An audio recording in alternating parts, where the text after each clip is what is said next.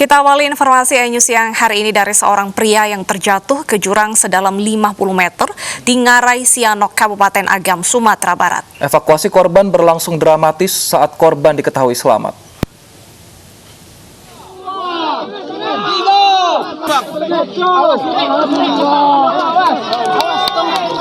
Warga Guguak Tinggi, Nagari Guguak Tabek Sarojo, bahu-membahu menarik seorang warga yang terjatuh ke dalam jurang.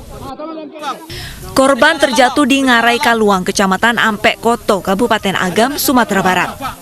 Evakuasi berlangsung dramatis. Korban bernama Kahardi Sutan Marajo ditemukan di jurang pada kedalaman 50 meter.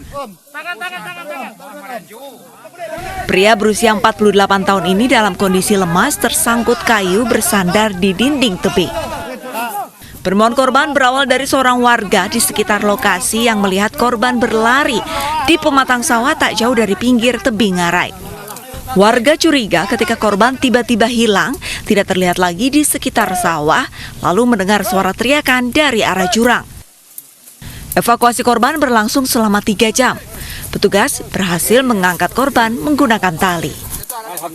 Kami sampai ke TKP, jurangnya dari atas itu diperkirakan 150 meter. Tapi posisi korban 50 meter dari atas, tersangkut di dinding jurang. Kira orang Sumando, Guguak Tinggi, namanya Kamardi Sutan Mudo. Ada tuntutan ada istrinya, dia tidak ada permasalahan. Jadi setelah kami cek di rumah sakit belum bisa bicara, dia masih dalam penanganan dokter. Usai dievakuasi, korban langsung dibawa ke RSUD Dr. Ahmad Muhtar Bukit Tinggi untuk pemeriksaan dan perawatan medis. Korban mengalami luka gores di tangan dan kaki dengan kondisi masih trauma. Dari Kabupaten Agam, Sumatera Barat, Wahyu Sikumbang, iNews melaporkan. Pemirsa, ratusan rumah di Kabupaten Merangin, Jambi terendam banjir luapan Sungai Batang Tabir. Sedikitnya 300 rumah di wilayah Desa Lubuk Bumbun, Kecamatan Margo Tabir terendam banjir sedalam 80 cm. Banjir mulai melanda Desa Lubuk Bumbun pada dini hari hingga siang saat ini. Banjir musiman ini selalu melanda wilayah Desa Lubuk Bumbun jika curah hujan tinggi melanda Kabupaten Merangin. Selain merendam rumah, jalan protokol desa juga ikut terendam banjir dan membuat aktivitas di desa tersebut lumpuh.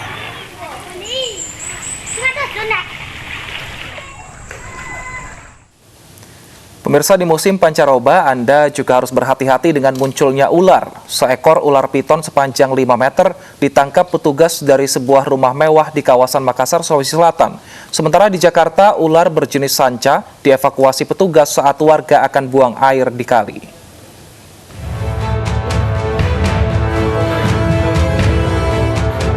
Petugas Damkar Kota Makassar menangkap ular piton sepanjang 5 meter di sebuah rumah mewah yang baru dibangun di Jalan Tamalate, Kecamatan Rapocini.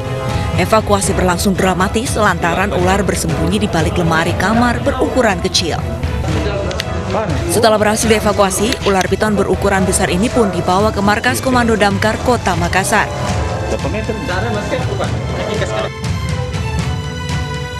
Sementara itu di Jakarta, seekor ular sanca liar yang berada di aliran kali penghubung di kawasan Tanjung Duren, Jakarta Barat ditangkap petugas Senin sore.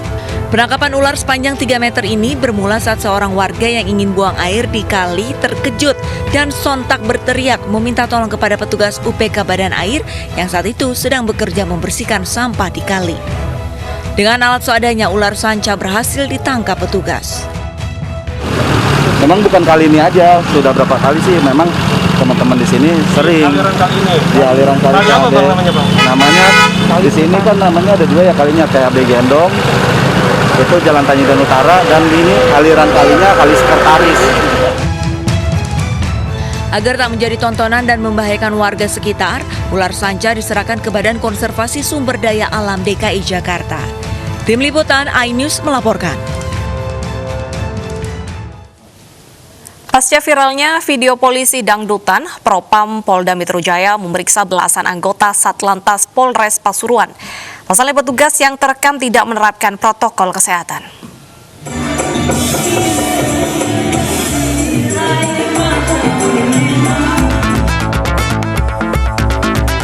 Inilah video amatir yang viral setelah anggota Satlantas Polres Pasuruan menggelar dangdutan tanpa menggunakan masker dan jaga jarak. Kini belasan anggota polisi Satlantas Polres setempat yang terlibat ikut dangdutan menjalani proses pemeriksaan oleh Propam Polda Metro Jaya. Hasil pemeriksaan lebih detail itu ada di Propam Polda Jatim, karena secara disiplin dan etika itu ditangani oleh Propam Polda Jatim terkait dengan pelanggaran protokol kesehatan yang dilakukan oleh oknum anggota lantas ini. Kita proses sesuai dengan aturan perundang-undangan dan diatur juga di Instruksi Presiden nomor 6 tahun 2020 dan Perda nomor 2 tahun 2020. Warga yang melihat video ini pun mengecam aksi polisi yang viral di sosial media. Selama ini kan menertibkan masyarakatnya, tapi ternyata kepolisian sendiri yang nggak tertib gitu loh. Amat sangat disayangkan sekali sih di saat kita sebagai masyarakat yang disuruh untuk memakai masker atau mematuhi protokol kesehatan, sementara aparat sendiri melanggarnya. Video dengan durasi 52 detik ini merupakan acara malam keakraban pergantian Kasat Lantas yang digelar di salah satu rumah makan di daerah Kecamatan Purwodadi, Kabupaten Pasuruan. Belum diketahui hasil pemeriksaan Propam, namun bila melanggar disiplin akan diberi sanksi tegas, yakni dipindah tugaskan. Dari Pasuruan, Jawa Timur, Jaka Samudra, iNews melaporkan.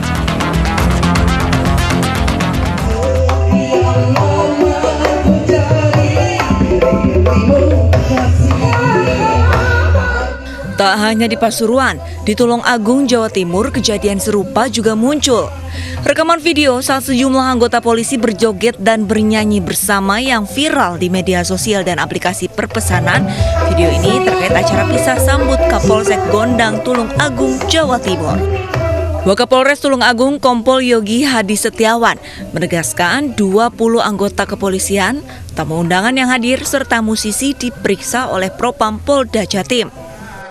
Acara joget dan nyanyi dangdut digelar saat serah terima jabatan Kapolsek Gondang AKP Siswanto yang digantikan oleh AKP Suwancono. Karena sebenarnya Kapolsek juga nggak tahu kalau ada acara itu, merupakan acara surprise gitu loh. Dari adalah yang memesankan acara tersebut gitu. Makanya Kapolsek nggak tahu menayo. Iya sebenarnya kalau ada acara itu tidak tahu. Acara dangdutan di Mapolsek Gondang digelar awal Agustus lalu, namun videonya menjadi viral dalam beberapa hari terakhir. Dari Tulungagung, Jawa Timur, Anang Agus Faisal, iNews melaporkan. Seorang pria babak belur dihajar massa karena kepergok mencuri uang di rumah kontrakan seorang warga di Duren Sawit, Jakarta Timur malam tadi. Pelaku menangis dan memohon ampun usai ditangkap dan menjadi bulan-bulanan warga. ERZ tak berkutik saat ditangkap usai mencuri uang dari dalam sebuah kontrakan di Jalan Haji Bakri, Pondok Bambu, Duren Sawit, Jakarta Timur, Senin malam. Massa yang emosi mendengar pencurian langsung menghakimi pelaku hingga babak belur. Pelaku tak kuasa hingga menangis dan meminta ampun kepada warga yang geram. Aksi pencurian bermula saat korban curiga adanya sendal di depan kontrakannya. Saat dipergoki, pelaku sempat tidak mengaku dan berdalih mencari alamat. Namun saat digeledah, korban menemukan uang senilai Rp600.000 yang digasak pelaku dari dalam lemari korban. Awalnya saya dari rumah sebelah tempat tidur saya mau kunci rumah ini. Cuma saya kaget, tahu-tahu kok pintu udah kebuka, ada sendal orang asing gitu. Kirain saya temen atau keponakan, saya panggilin, dia nongol, dia keluar. Kamu ngapain? Katanya nyari kontrakan bang. Selain mencuri uang, di dalam tas pelaku juga ditemukan sejumlah kunci pintu dan 3 buah STNK. Diduga pelaku sudah sering melakukan aksinya. Pelaku langsung dibawa ke Mapolsek Duren Sawit untuk diperiksa. Dari Jakarta, Rio Manik, iNews melaporkan. Pemirsa, puluhan karyawan Hotel Garden Palace Surabaya menggelar aksi mendirikan tenda di halaman parkir hotel. Aksi puluhan buruh tersebut menuntut hak buruh yang selama bekerja selama 7 bulan yang belum diberikan segera diberikan.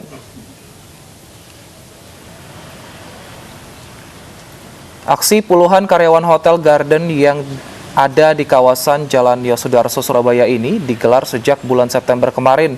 Mereka akan menginap hingga tuntutannya terpenuhi dengan gaji UMK 2019. Mereka menuntut upah yang seharusnya diterima. 7 bulan sudah mereka tidak mendapatkan upah sehingga mereka tidak bisa memenuhi kehidupan sehari-hari.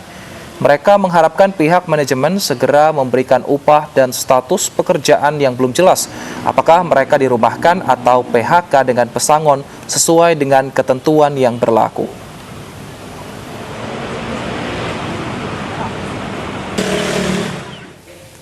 Dan untuk mengetahui informasi terkait puluhan karyawan Hotel Garden yang belum digaji, kita sudah terhubung dengan Erwanto, Ketua Serikat Pekerja Perhotelan Surabaya. Selamat siang, Mas Erwanto. Selamat siang, Mbak Diata. Baik, Mas Erwanto, sebelumnya kita ingin menanyakan status dari Hotel Garden. Apakah sudah dinyatakan bangkrut atau memang masih beroperasi hingga saat ini? Mohon maaf, bisa diulangi, Mbak Diata? Baik, untuk status Hotel Garden sendiri saat ini sudah dinyatakan bangkrut atau masih beroperasi?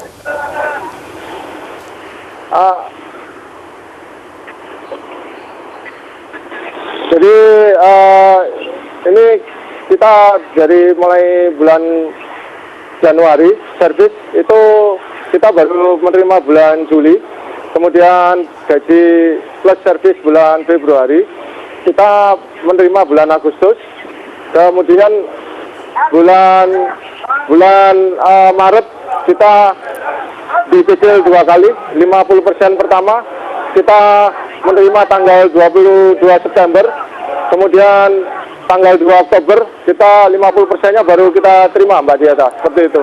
Sudah adakah keterangan dari pihak hotel kenapa gajinya terlambat, Pak?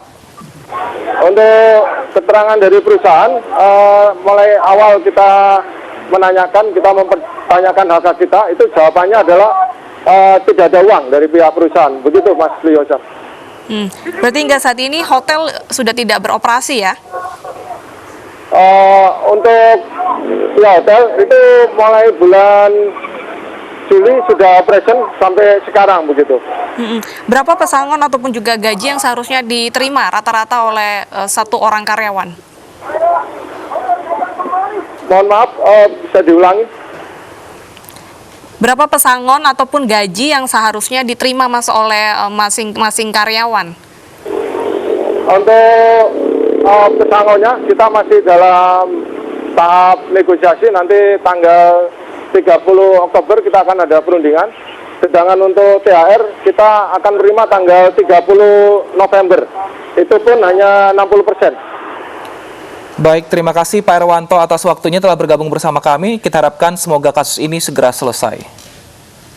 Pemirsa, 600-an warga tertipu janji dipekerjakan di kawasan industri modern 3 Medan, Sumatera Utara. Tetaplah bersama kami untuk informasi selengkapnya.